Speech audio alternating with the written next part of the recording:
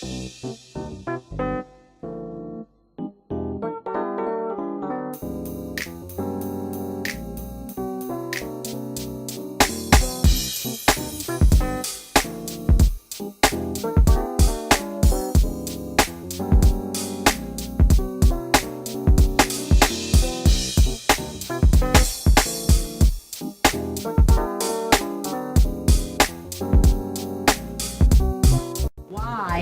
you always blame women for your faults? Well, I mean, since we talk about me right now, because I'm like the leading one like does that.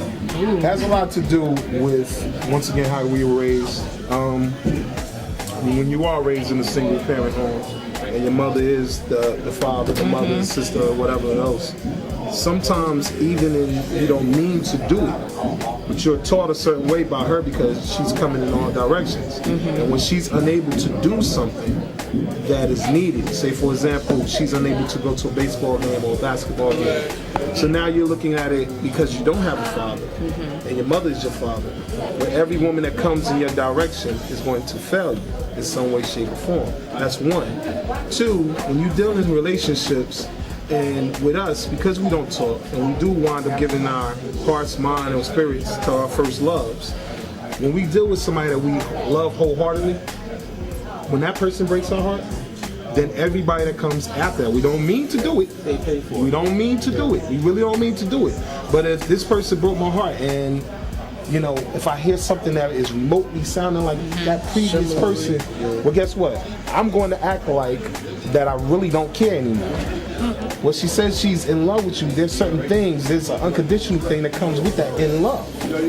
When that in love thing gets broken, then everybody pays for it. Everybody. We don't mean to do it. Not all of us are doing it. Some of us that are raised in both parent homes, we're taught a different way. But when you're taught in a single parent home, everybody winds up looking like either your mother, that first girlfriend, etc., etc. So even when you become an adult, you don't realize you do it. A lot of times when we're in relationships, married or long-term relationships, we're doing things because we think we're supposed to do it. Right. So we sacrifice a lot. Now sometimes it's just what we're supposed to do. Well, sometimes in our minds we like, I can't do this because I got to do that. So when we feel like we're put in positions to have to regret any of it, we blame it on whoever we sacrifice for. So if I'm rapping, right? If I'm a rapper and I'm like, you know what? I could probably go down to Atlanta for a little bit. I can't go because you know my girl, she need me, blah blah blah. The second something goes wrong with me and you, now I'm not a rapper because it's your fault. You know what I'm saying? So, you're right. Like it's your fault, right? So it's just not being able to get up over those regrets. You know, we have to start saying, you know, I'm not doing this because this is what my parents did, or because this is what they did. I'm doing this because this is what I want to do. Even taking it further, Jolene, what you said, men and women, are we actually reacting from our own real feelings about stuff, or what we think society, like somebody do something and Jay, you supposed to get mad because your girl hugged up dude a little bit and two of your boys said, well, you know, I know my girl is friendly, I'm not even bugging, but because they put you in that like, yo, your girl was just, you responding like, but inside you really don't even feel that way. But a majority of men feel like we have to do what we have to do for you women. That's bottom line. Majority? A majority.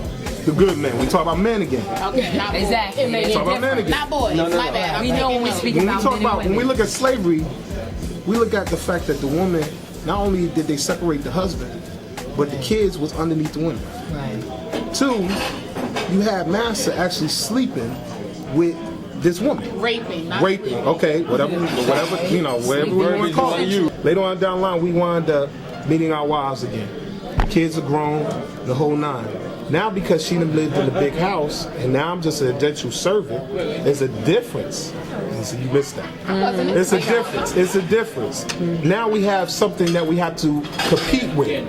Men are always in competition. Now you have people that, if this man is driving a Benz and I got the Toyota outside, well, I got to get to the man that got the Benz.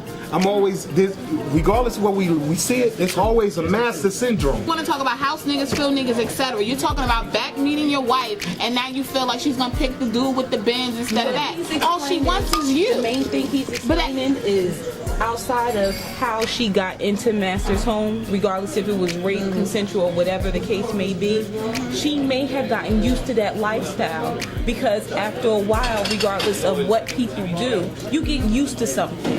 Even if it's abuse, even if it's something that you love, something that you hate, you get used to it. So by her sitting up in Master's house and no longer in that hut, when her husband comes back to her, he now has to compete to what Master has done for her, even outside of what Master has already did to her. Why is it when a man meets a strong woman, he like punishes her to actually be with him?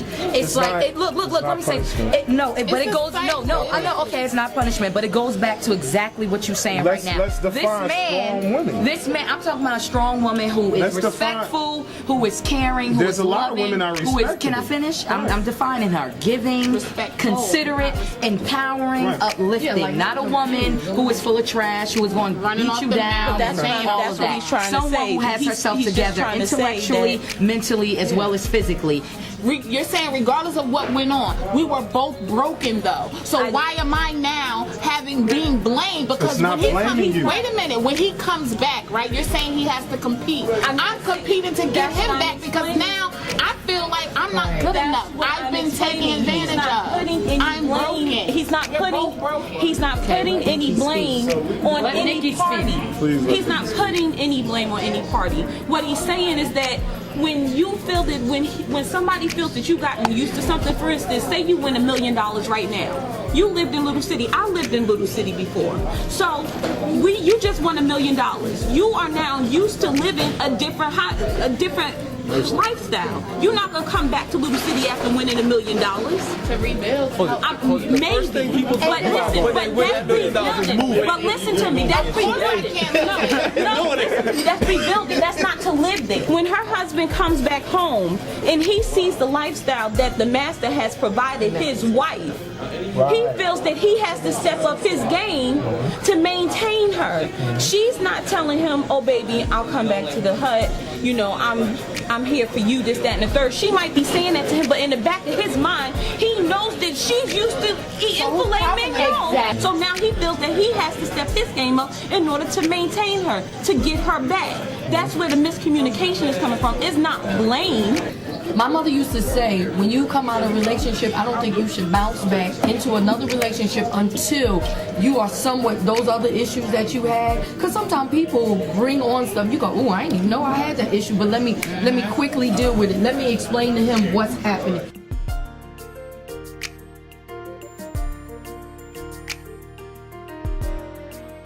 You know what I mean? Like be a parent to a kid, man. You know, we have different outcomes and outcomes, you know? Like if we start really taking care of our kids and showing them the way that a lot of these shootings and a lot of this stuff, violence and stuff that's going on wouldn't happen. Nite, you already know. Live B.I.G. Beautiful, intelligent, gifted. Be true to who you are. Learn about yourself. Don't be afraid to experience things in life. Don't be afraid to say, "Look, I'm flawed." Women, communicate with your man. Men, communicate with your women. Women, get your foot off their necks. Men, open up, speak your mind. Stop expecting them to read your mind. Yes. And just listen. At the end of the day, have big ears. In order to do what you've never done, you have to go where you've never been. Exactly. In order to go where you've never been, you got to do what you've never done. Love, respect, that's the only thing that matters. No doubt. HotSuitVideo.com. Live each day to the fullest. Communication is key. Yes, it is. Live, love, and laugh. That's it. Do it your way. Forget what society says. Forget what this dude is saying, what I'm saying, what they saying. Do you. That's where we're gonna have peace and love and all that other stuff. Do you. That's it. To the beginning there is an end. To every end there is a beginning.